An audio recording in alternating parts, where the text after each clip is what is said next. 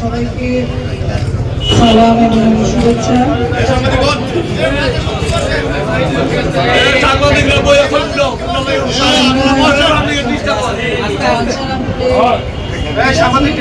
BNP যে নেতৃবৃন্দ আছেন তাদের সকলকে গণসংহতি আন্দোলনের পক্ষ থেকে এবং আমার ব্যক্তিগত পক্ষ থেকে আন্তরিক ধন্যবাদ জানাই। আমরা মনে করি জুনায়েদ সাকি যে গণসংহতি আন্দোলনের মাথার পক্ষ থেকে বাঞ্ছারামপুরে যে জয়ী হয়েছে, এটা তার কোনো ব্যক্তিগত জয় না, এটা বাঞ্ছারামপুরের জয়, এটা বাংলাদেশের জয়।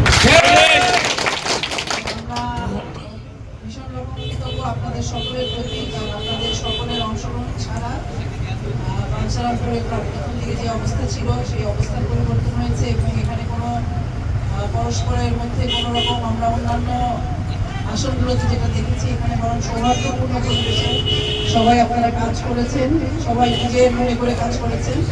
এটাই আমার মনে হয় যে বাঞ্ছারামপুরের শক্তি। বাঞ্ছারামপুরে যারা আমার আত্মীয় স্বজন যারা আছেন, জুনায়েদ সাকির সূত্রে যাদের সাথে পরিচয় এবং এমনিতেও পরিচয়, আমি যতটুকু বুঝতে পারি যে বাঞ্ছারামপুরের যারা আছেন এই এলাকাবাসী তারা পরস্পর অত্যন্ত আত্মীয়তা বোধ করেন, নিজেদের জন্য অনেক কিছু করেন একসাথে। অনেকেই দেশের বাইরে থেকেও, ঢাকা থেকে বিভিন্ন জায়গা থেকে এসে দলের ভিতরে বিএনপি গণসংহতি সবাই একসাথে যেভাবে কাজ করেছেন সেটা একটা পরিবারের মতো। তো সেই শক্তিটা আপনারা ধরে রাখবেন।